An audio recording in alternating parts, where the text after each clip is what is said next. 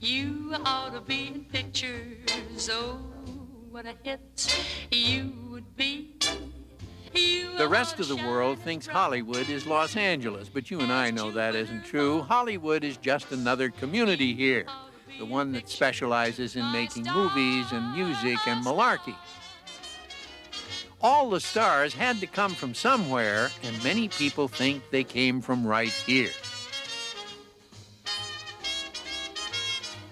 My star, my star of stars.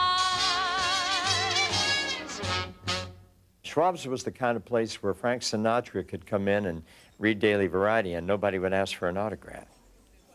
This was a big place, and it had anything and everything. But most of all, it was a meeting place.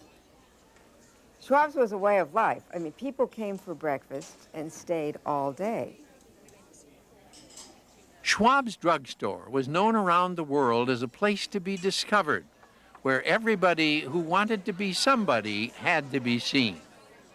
Maybe the real reason Schwab's became so famous is that one man wrote it all down.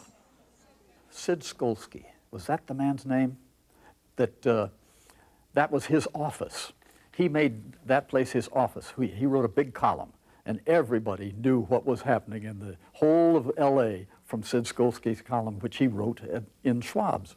So he made it his base of operations, and he started writing about it. And then people would read about it, and when they came to California, they would rush to Schwab's. My first trip out here, my dad took me to Schwab's, and I was so excited because I thought Lana Turner would still be right there on that stool. And I miss it. It wasn't anything special, but I'll tell you, thousands of girls in tight sweaters did sit there hoping to get discovered.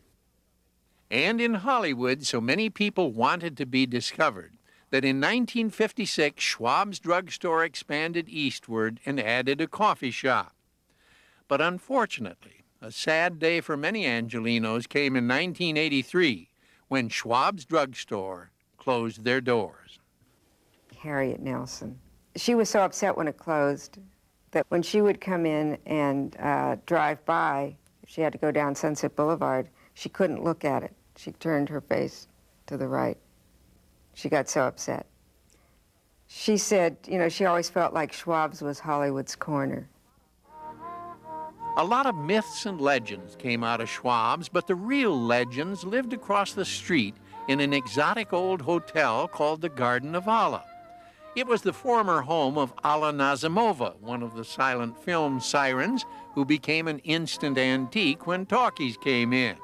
But she fought back, building a bunch of stucco cottages around her main mansion, and voila, a hotel. Now, if Schwab's was the hangout, the Garden of Allah was the hideaway for hanky-panky. So what happened? Why did it disappear? Well, the employed actors bought homes in Beverly Hills. They didn't need hangouts and hideaways anymore. Both Schwab's and the Garden of Allah were replaced by super shopping malls.